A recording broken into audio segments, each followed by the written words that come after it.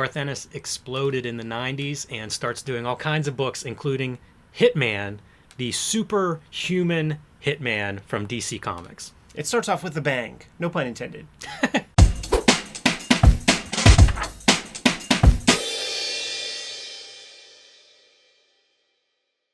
Hello and welcome to your favorite YouTube channel, Cartoonist Kayfabe. My name is Jim Rugg. I'm Ed Piskor. We're going to be looking at Garth Ennis and John McCrea's Hitman #1. Before we do that, I want to remind everybody we are a daily comic book YouTube channel with over 1,700 videos in our catalog. You can search by creator, character, book title, and find lots of videos that I'm sure you will love if you're a comic book fan.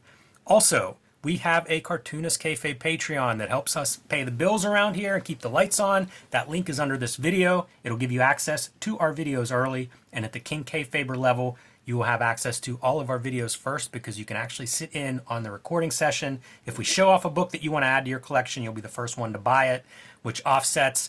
Sometimes these books are rare, they disappear. Sometimes they go up in price. If you're the first one in line, you'll get the best deals while supplies last. Something we call the Kayfabe effect. So, Ed, interesting timing here on the part of Garth Ennis because he doesn't have one book about Hitmen. He's got two. Around some overlap is Darkness that he's doing with Mark Silvestri, which also features a Hitman and some superpowers. In this case, DC Comics Hitman, featuring a Hitman who has some superpowers and targets superpowered beings as what he takes contracts on. Fantastic elevator pitch, right? Very good. Yeah, very easy to understand that. Especially with, we have our issue 1 here, and we establish like his next big hit. It's going to be Joker. So you have the hist, so you're really setting up your guy with an insurmountable task. But we'll get there as we turn the pages. We will, and you have this in a trade paperback. I make note of that because there's some lead in here, and I think that's interesting because companies used to do, they would build these characters, right? They would. He was probably the one successful character that came out from the Bloodlines initiative that DC did with their summer annuals that year. The idea was we're going to introduce a new character in every single one of these annuals that we put out. I'm sure in the comments people have affinity for this character or that character, but Hitman was the one that definitely got a series. Yeah, I feel like there are two, and I can't name the other one, so I was not going to bring that up. But I think it might be known that there are like two characters that had some legs, and of course Hitman being one. There's a little piece in Batman Chronicles before he gets his own series, but it must have tested well early, Jimmy.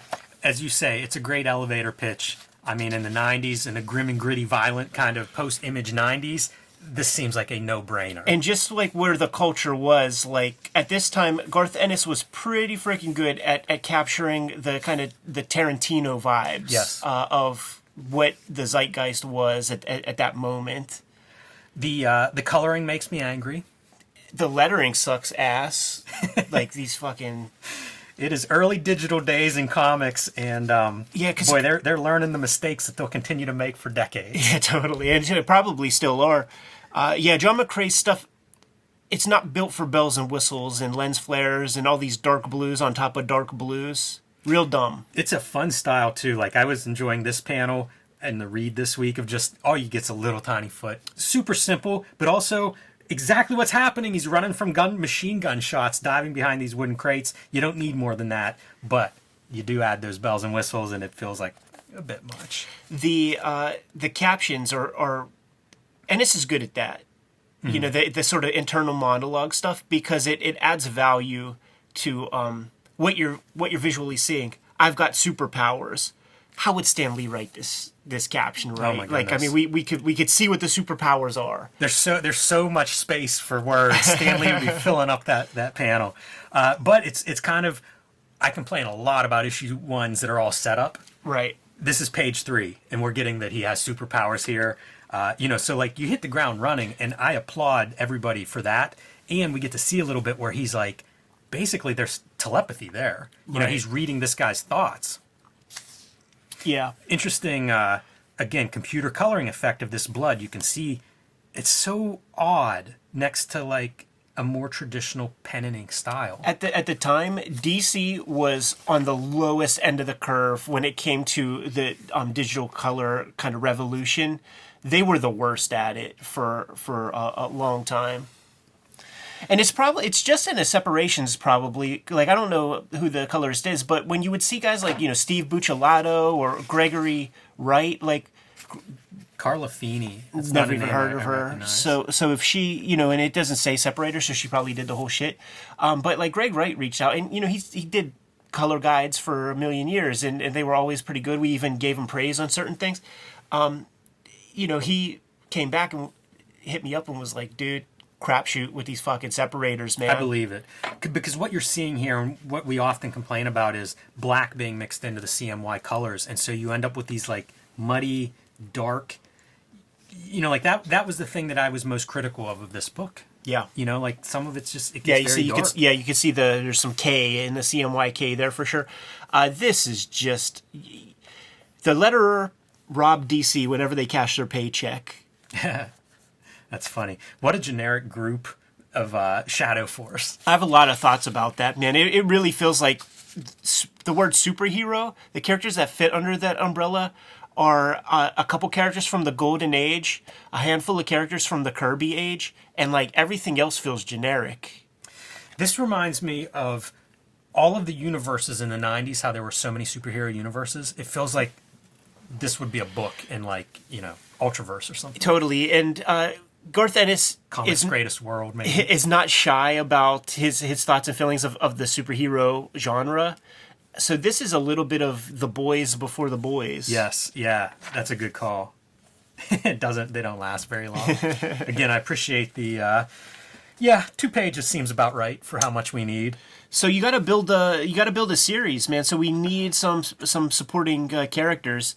And this is cheeky shit right here. So the beginning of Reservoir Dogs, where they're doing the like a virgin shit, like we're flipping the script and we're doing that scene, except it's about Reservoir Dogs. Like that's funny.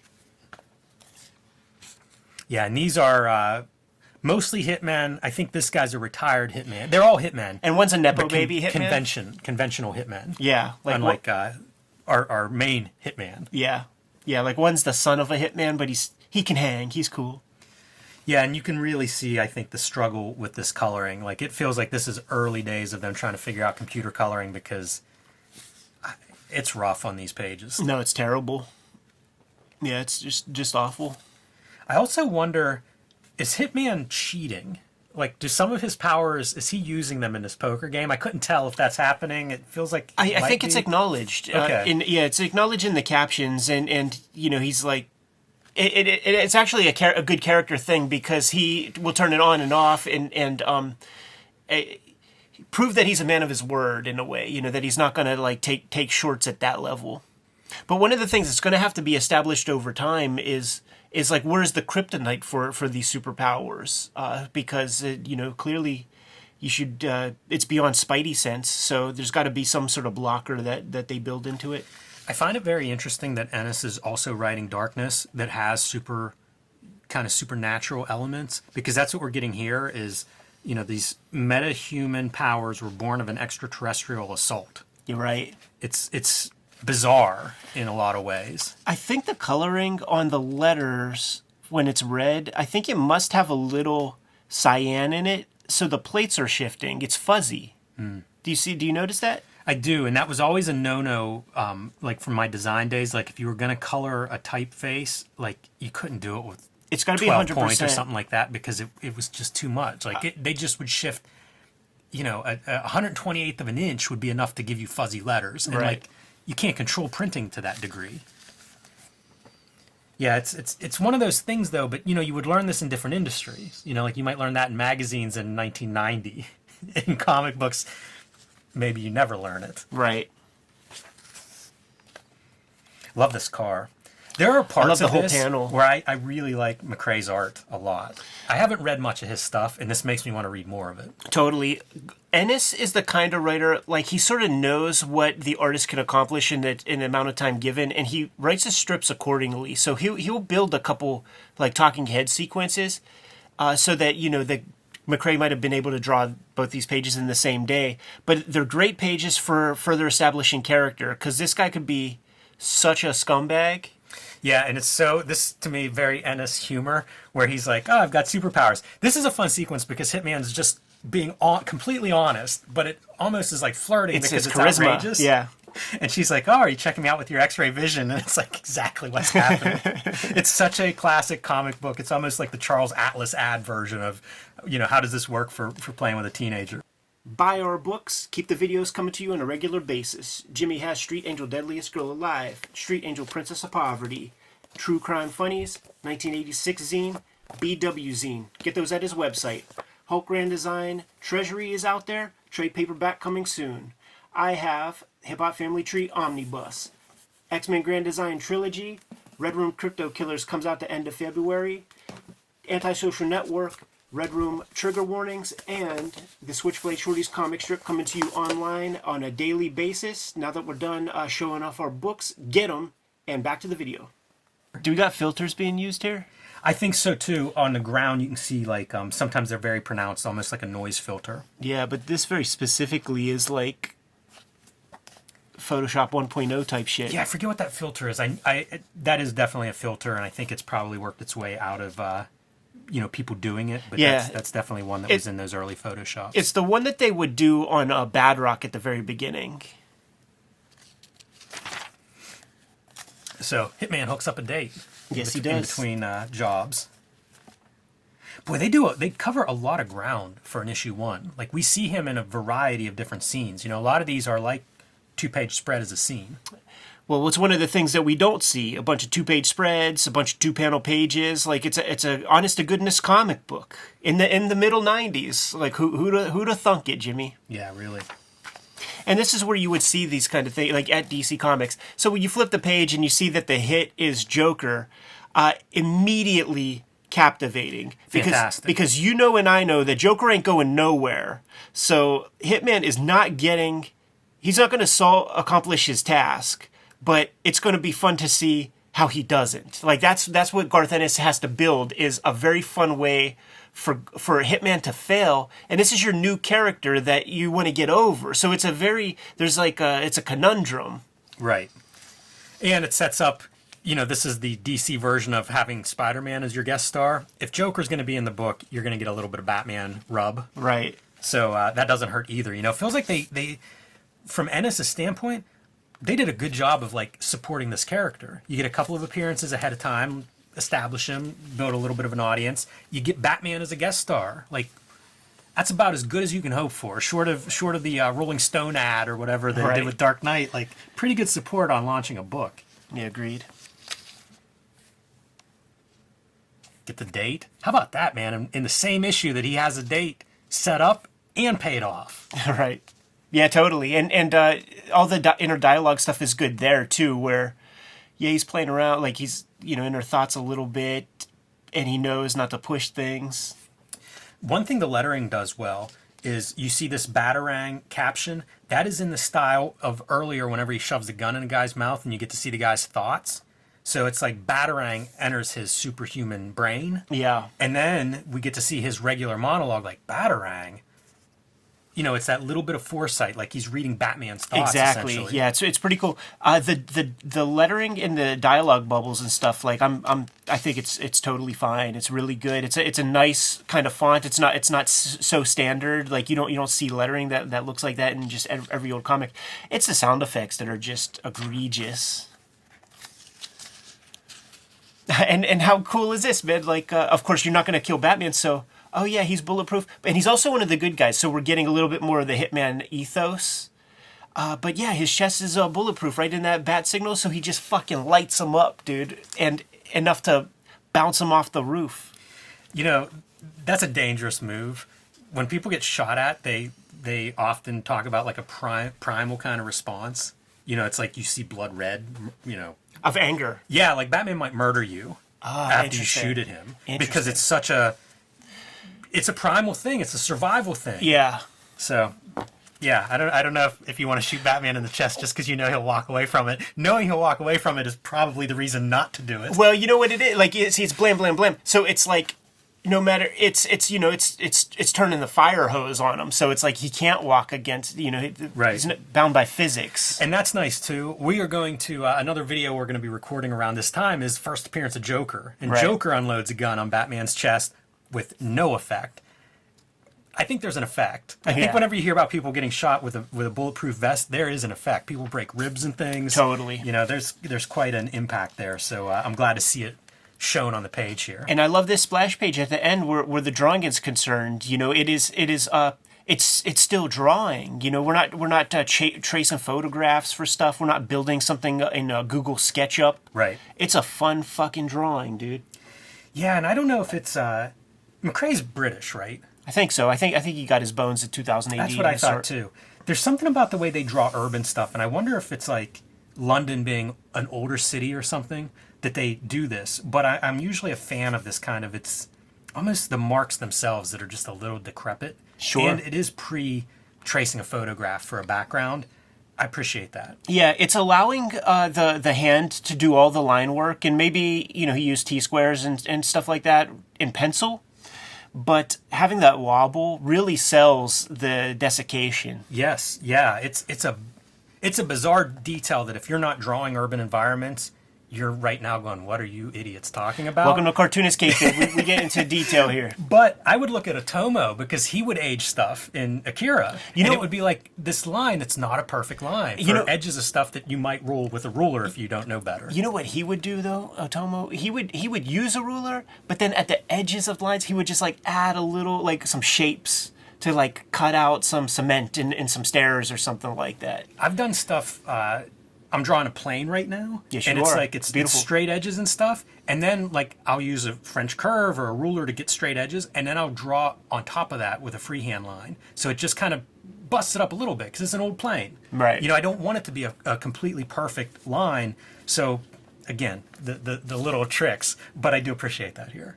Super cool. A lot of stuff established, you know, and our last panel is that he doesn't shoot cops, so you do get that sense of like he's a hitman, but he has a bit of a moral code. Right.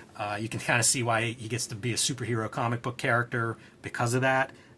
Man, a lot of stuff established here without it feeling too bogged down or too exposition heavy. Yeah, it does. It hits all the marks. Establishes supporting characters. We got about half dozen to 10 characters who we can see enjoy the adventures with Hitman along the way. There's a damsel, there's a chick, so we got to put her in peril at some point. I also appreciate Garth Ennis in that he does Preacher, he does Darkness, he does Hitman. He's building worlds. Yeah. You know, so many creators, I think, at Marvel and DC, they're not equipped for that. And some of them went to Image and weren't equipped for it. Totally. Like, that's a different skill set, and I feel like Ennis, he shows up with a bunch of ideas that he wants to put out there. And this was a popular comic. This got the rub on Anti-Gravity Room in the 90s, like, very often. Well, I'm glad you picked it. I had fun reading this one. It's one of the Wizard Top 10 books in our latest Wizard episode. You good to go? Yes.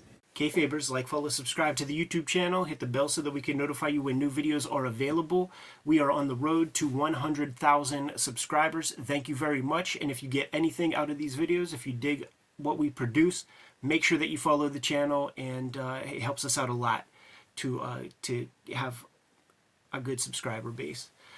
The videos are ultimately brought to you by the books that we make, but we have a Patreon, and the Patreon is there for you to mitigate the kayfabe effect, become one of our biggest supporters, and you get all the videos before anybody else. You also have access to the live stream recording session as we produce these videos. Link in the description below for the Patreon. We have more than 1,700 videos out there, and we might have talked about some of your favorite comics, so make sure you hit the magnifying glass on the front page of the Kayfabe YouTube channel. Check out the channel, pop in your favorite titles, check out those episodes. If we haven't talked about your favorite comics, then by all means put something in the comments so that we can push those books a little bit higher on our to-read piles. Ultimately, the videos are brought to you by the books that we make. Right now, I've been working on Switchblade Shorties, which is my daily comic strip. You could find it on all of our social media platforms, the Kayfabe stuff, my own personal social media platforms, Twitter, Facebook, Instagram. There's a dedicated Switchblade Shorties Instagram, and it's also on Webtoon in its full archive. The Hip Hop Family Tree Omnibus is going quick, and it is $45 on Amazon at the moment. So scoop it up if you haven't. It's almost freaking half off, so you can't beat that with a stick. Best book I made to date. X-Men Grand Design Trilogy trade paperback. Contains all of my X-Men Grand Design works. It's the one place where you could get it all inside of one handy-dandy cover. Red Room Crypto Killers is coming out at the end of February, part of a trilogy of trade paperbacks, but you don't need to start with the first one.